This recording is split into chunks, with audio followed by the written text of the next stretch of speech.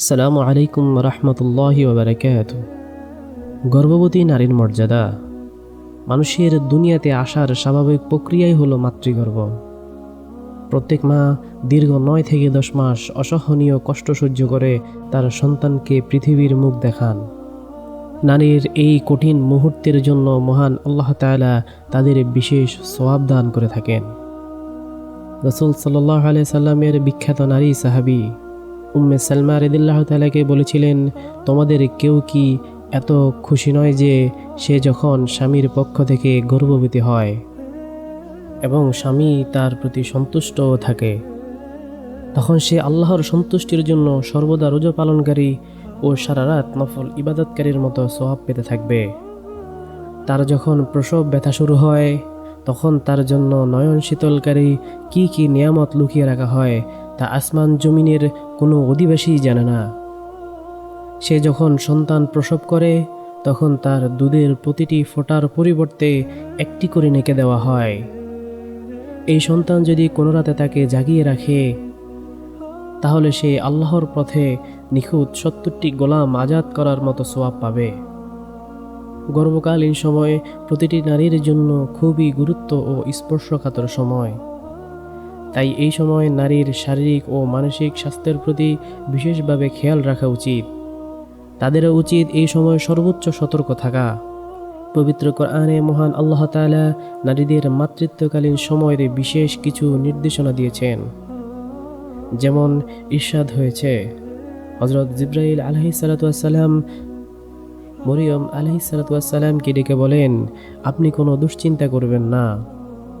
আপনার প্রভু আপনার পায়ের তলদেশ থেকে একটি প্রসবন প্রবাহিত করবেন, আর আপনি খেজুর গাছের কাণ্ড ধরে নিজের দিকে ঝাঁকাতে থাকুন, এতে আপনার উপরও পরিপক্ক খেজুর পতিত হবে। এবং আপনি খাবার ও পানীয় গ্রহণ করুন এবং আপনার চক্ষু শীতল রাখুন।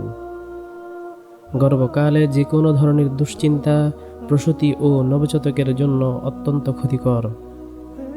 চিকিৎসা শাস্ত্র মতে গর্ভাবস্থায় অতিরিক্ত মানসিক চাপ নবজাতকের স্নায়ুতন্ত্রের উপর এতটাই খারাপ প্রভাব ফেলে যে কোনো কোনো ক্ষেত্রে সন্তান বিকলাঙ্গ ও প্রতিবন্ধী হওয়ারও আশঙ্কা থাকে। এছাড়া রয়েছে অকাল গর্ভপাতের ঝুঁকি। পবিত্র কোরআনের অন্য জায়গায় এই দিকটির প্রতি ইঙ্গিত রয়েছে যে কিয়ামতের বিভীষিকাময় পরিস্থিতি দেখে গর্ভবতী নারীর গর্ভপাত হয়ে যাবে। সুতরাং গর্ভবতী মায়ের জন্য এই সময়টা একেবারেই চিন্তামুক্ত থাকার নির্দেশ দিয়েছেন মহান আল্লাহ তাআলা। অন্য এক গবেষণায় উঠে এসেছে, কোনো নারী যদি গর্ভাবস্থায় অতিরিক্ত মানসিক চাপে থাকেন, ওই সন্তান 30 বছর বয়সে পৌঁছানোর আগেই সে পার্সোনালিটি ডিসঅর্ডার বা ব্যক্তিত্ব বিকলাঙ্গ আক্রান্ত হতে পারে। গর্ভাবস্থায় নারীদের বিশ্রামের পাশাপাশি সহনীয় মাত্রায় শারীরিক পরিশ্রম করা উচিত। চিকিৎসকদের মতে এতে নর্মাল ডেলিভারি সম্ভাবনা বাড়ে এবং প্রসবকালীন বেদনা সহজ হয়। মরিয়ম আলাইহিস সালাতু ওয়াস সালামের গর্ভাবস্থায় মহান আল্লাহ তাআলার পক্ষ থেকে খেজুর গাছের কাণ্ড ধরে ঝাঁকাতে নির্দেশ করা হয়, অথচ সেই মহান আল্লাহ তাআলা পিতা ছাড়াই মরিয়মের গর্ভে সন্তান দান করেছিলেন। তিনি কি খেজুর গাছের কাণ্ড ধরে ঝাঁকানো ছাড়া তাকে খেজুর খাওয়াতে পারতেন না?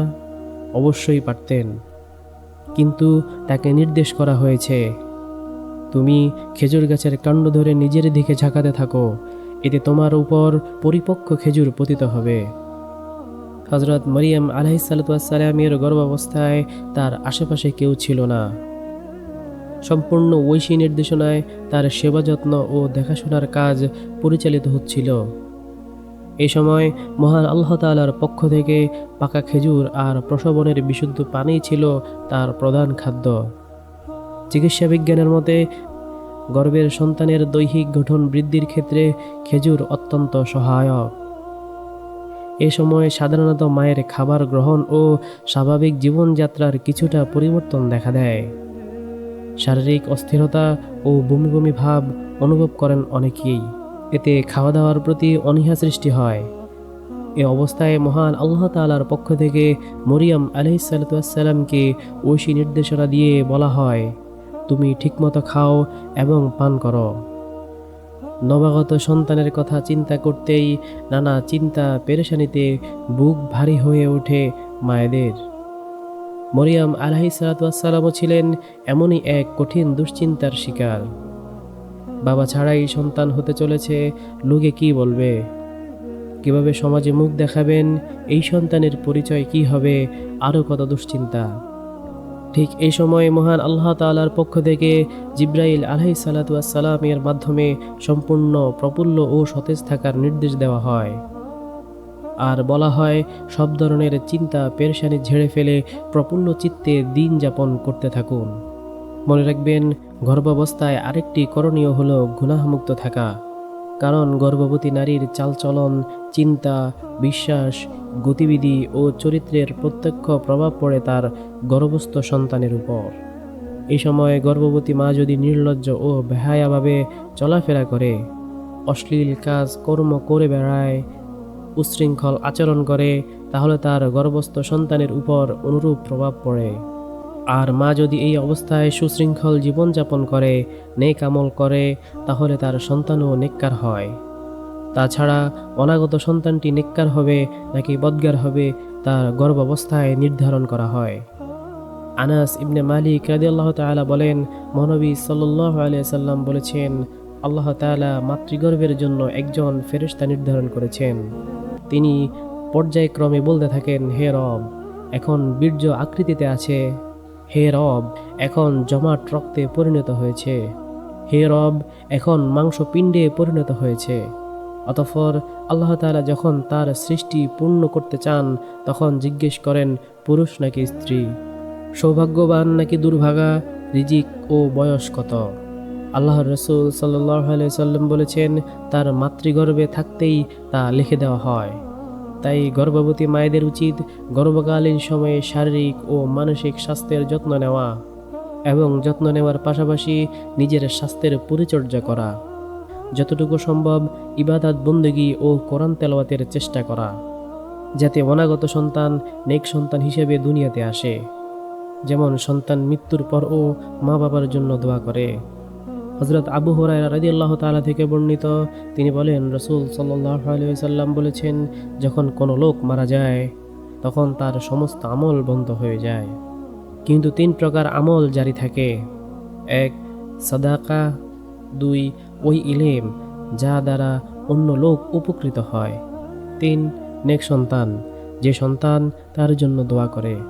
আজকের এই আলোচনার মধ্যে যতগুলো মানার আমল রয়েছে এবং পরিত্যাগ করার আমল রয়েছে, আল্লাহ তাআলা আমাকে এবং আপনাদের সকলকে মানার তৌফিক দান করুক এবং আমাদেরকে এমন এক সন্তান দান করুক, এমন এক সন্তান দান করুক, এমন এক সন্তান দান করুক, যে সন্তানের মাধ্যমে আমাদের দুনিয়া এবং আখিরাতে আমরা সফল হতে পারি। আল্লাহ তাআলা আমাদের সকলকে জান্নাতের উচ্চ মাকাম দান করুক। আল্লাহ তাআলা আমাদের সকলের সন্তানদেরকে জাহান্নামের আগুন থেকে রক্ষা করুক। আমিন।